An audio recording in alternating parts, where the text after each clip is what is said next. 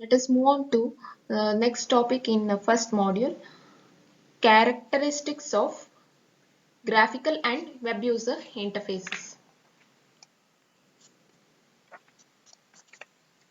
The graphical user interface. A user interface, as recently described, is a collection of techniques and mechanisms to interact with something. Okay, so here you can see that one person is interacting with the computer. Okay, and here he has used certain techniques and mechanisms to interact with the computer. So that is called user interface. So here the primary interaction mechanism happens through pointing device. So we usually use mouse as a pointing device. User interacts with the collection of elements referred to as objects. Okay, and these can be objects can be seen, heard, touched, or otherwise can be perceived. Objects are always visible to the users and they are used to perform certain tasks. They are interacted with entities independent of all the other objects. So here always a user, when he interacts with a certain objects, he interacts only with one certain objects on the screen. Okay, and these uh, entities we call here, they are independent of all other objects. Okay, people perform operations called actions on those objects, and the operations include accessing and modifying objects by pointing, selecting, and manipulating. All the objects have standard resulting behaviors. The popularity of graphics. Graphics actually revolutionized the design and user interface. Earlier, we had text-based user interface, but nowadays, all the informations, whatever you have, are going to be floated on Windows using a small rectangular boxes. So, as you see here, one of the example, you can see that it is a user interface you have here, and the information, whatever you want, is being floated on Windows screen, and it's all represented using small rectangular boxes. Okay, and uh, text-based graphical user interface are replaced by graphical images called icons. So nowadays we all have icons on the screen. We also have menu bars and pull downs also. Screen navigation and commands are executed through menu bars and pull downs. Um, Menus pop up on the screen. Okay, and in screen body, the selection fields such as radio buttons, check boxes, list boxes, and palettes are also being used. Screen objects and actions were selected through some of the pointing mechanisms such as mouse or joystick uh, instead of using traditional keyboard.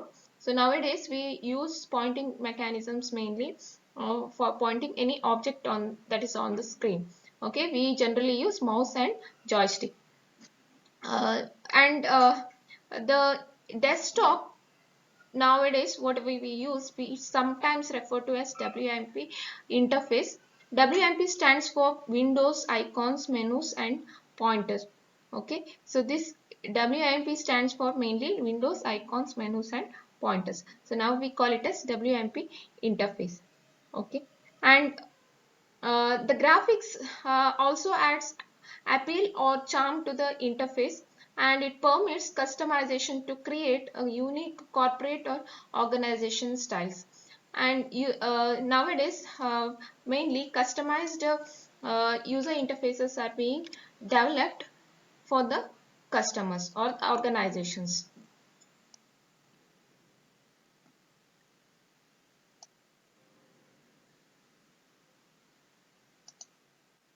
Interaction styles. The method by which the user and the computer system communicate with each other is called interaction style. So now we normally use command line, menu selection method, form fill-in method, direct manipulation, of interaction style we use, and also sometimes humans use anthropomorphic method for interacting with the computer or the system. The first kind of interaction style is command line. So this is an example here to show how the command line interface looks like. Okay, everything it has to be written and memorized. Okay, the commands has to be memorized before writing anything or typing anything on the screen. And as you see here, this is MS-DOS DOS prompt, and you have a black color background and a simple white text it is. Okay, so this was earlierly used as the first interaction style that was used by the user to interact with the computer. Next kind of interaction style is menu selection method. So as I said, screen navigation and commands are executed through menu bars and pull downs. So here you can see a pull down menu, and you may have along with this menu, so you may have check boxes, list boxes, palettes, radio buttons, everything will be used. Okay. The next method of interaction style is form fill-ins. So as you can see here, this is a latest kind of interface we have where you are using form fill-ins. Okay, you may have to fill the names. Okay, you have to type here certain name. Okay, alphabets here, and also along with this you may get pull down menus, check boxes, list boxes, everything in this kind of forms also.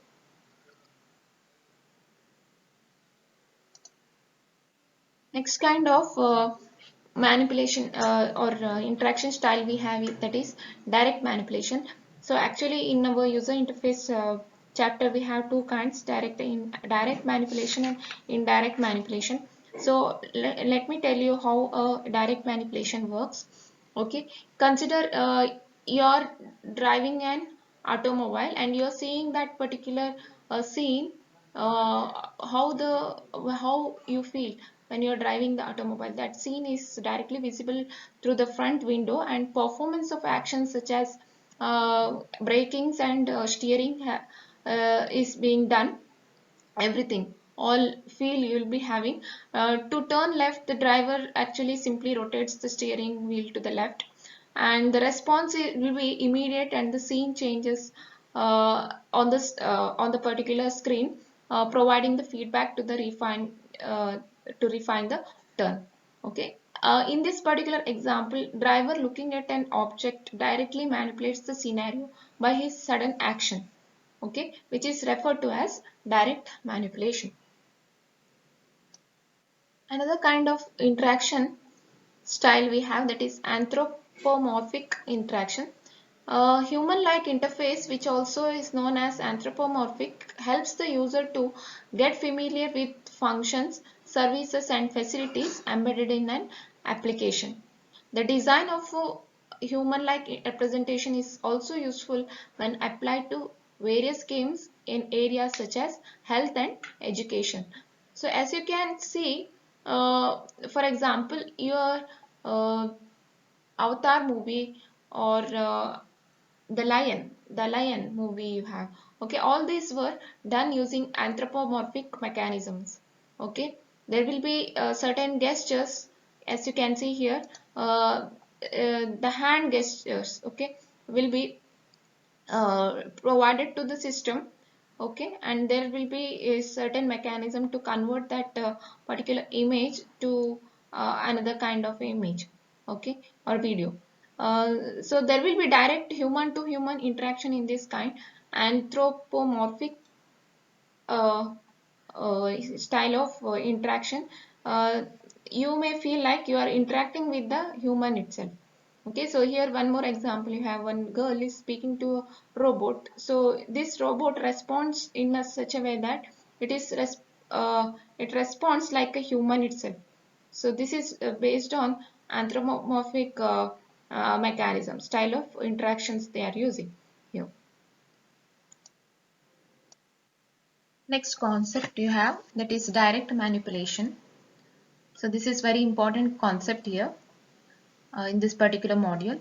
The term used to describe the style of interaction for graphic systems was first used by Schneiderman in 1982. He called it as direct manipulation systems. Okay, so the term, actually the direct manipulation, was given by Schneiderman.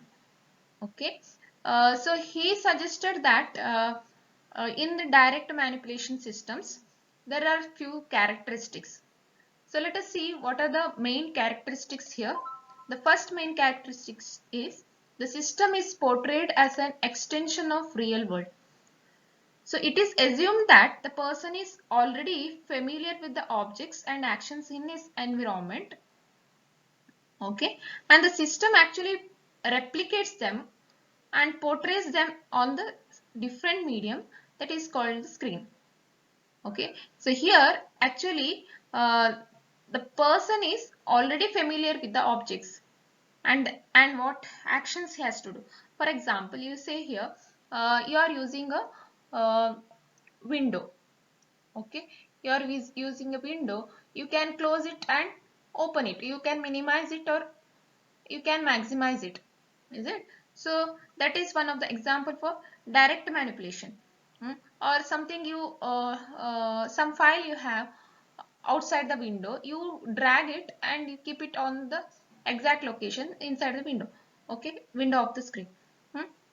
So that is also, dragging of a file is also a direct manipulation, you can say. Or sometimes you use gaming tools where you are using keyboard or mouse for directly manipulating the objects which are present on the screen. Okay, so here the it is assumed that the person is already familiar with the objects and actions what he has to do with the environment. Hmm? And the system simply portrays that on the medium. Okay, and here the person has the power to access and modify the objects on the screen. Okay, or on the whatever it is displaying on the window. Hmm? So here this is one of the first main characteristics any direct manipulating system should have. The system should is portrayed as an extension of real world. Okay, and other example you can give it as if you are using a PDF, you might have used zoom in and zoom out operation. So this operation is already you are familiar. Okay, no need of training you with that kind of action. Okay, so you are familiar, the person who are using the system is already familiar with the objects and actions in his environment, and the system actually portrays that as a extension of real world. Hmm. Next one is, second point is continuous visibility of objects and actions. So here the reminders of actions that are to be performed are already labeled using buttons. Okay, now we have labeled buttons. Before they were using syntaxes and command names, but nowadays we have labeled buttons for any interactions with the computer. Okay, so Nelson in 1980, one person called Nelson, he described this concept as virtual reality. So that is my direct manipulation concept as a virtual reality. So this was given by the person Nelson, and actually why he has given that particular name is the system was representing the reality that can be manipulated. Huh? And next person in 1981 called Hatfield, he he described it as uh, WYSIWYG, named it as WYSIWYG. Okay, what you see is what you get. Another person has named it as this kind. What you see is what you get. Hmm? And some other person, Holland and Norman, in 1986, they considered direct involvement with the world of objects rather than communicating with the intermediary.